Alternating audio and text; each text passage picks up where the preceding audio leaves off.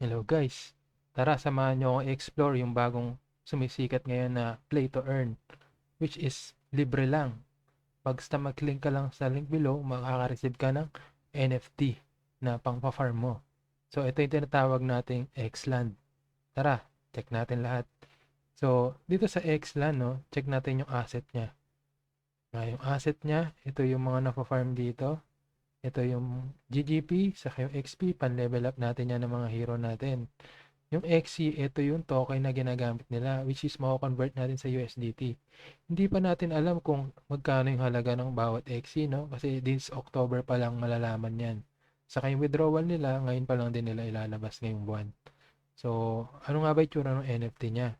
So, pag nag-click kayo sa link below, makakakuha kayo ng gantong NFT. Ito, yung libre na to, trainee. So, anong gagawin natin dyan?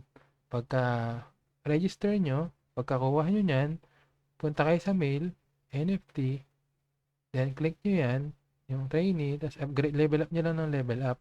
Itong upgrade, wag nyo munang galawin, no? Kasi hindi pa malinaw yung instruction dyan kung paano yung process nyan eh.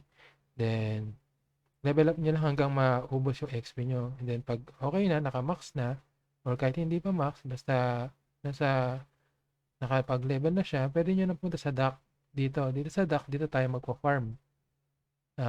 Para makapag-farm, punta kayo ng base. I-click nyo yung pwede nyo i-farm na hero, lahat yan. And then confirm selection. Dito makikita natin yung yung gaano katagal bago tayo matapos mag-farm. Ito, meron dito nakalagay 12 hours. So, after 12 hours, open mo lang ulit yung game, then mag-claim ka na nung mga na-farm niya. And then, deploy mo siya ulit. So, ito yung mga na-farm niya, no? Itong XC token, XP na pan-level up, pati yung GGP na pan-level up ng hero natin. So, habang lumalakas yung hero natin, tumataas din yung kanyang pwedeng i-farm. So, maganda niya, pa-level nyo ng pa-level yung mga hero nyo para makapag-farm kayo ng makapag-farm ng token. Para pag lumabas na yung kanyang withdrawal, edi paldo-paldo na tayo.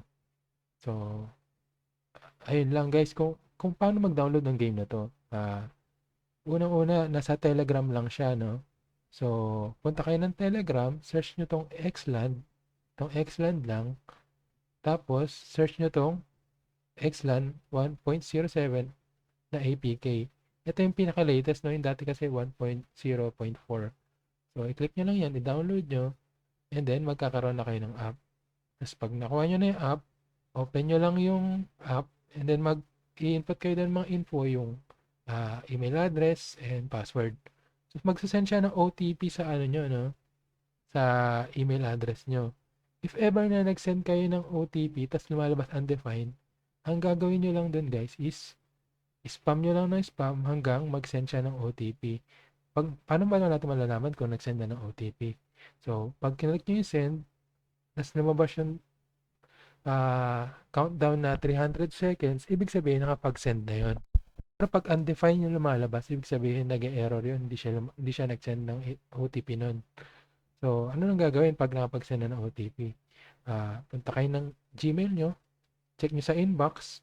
Pag wala sa inbox guys, punta kayo sa may spam folder nyo, baka nandun yung OTP na sinend na Xland. And then, input nyo na yung OTP dun sa registration page. And then, yung invitation code, mag-input din ng invitation code. Check nyo lang sa baba kung ano yung invitation code ko. And then, enter the game para makuha nyo na yung libreng NFT, saka yung libreng pang XP na token. And then, ayun na, magpa-farm na tayo hanggang lumabas yung withdrawal. So, ano pang hinihintay nyo guys? Farm na habang maaga pa para sabay-sabay tayong pumaldo.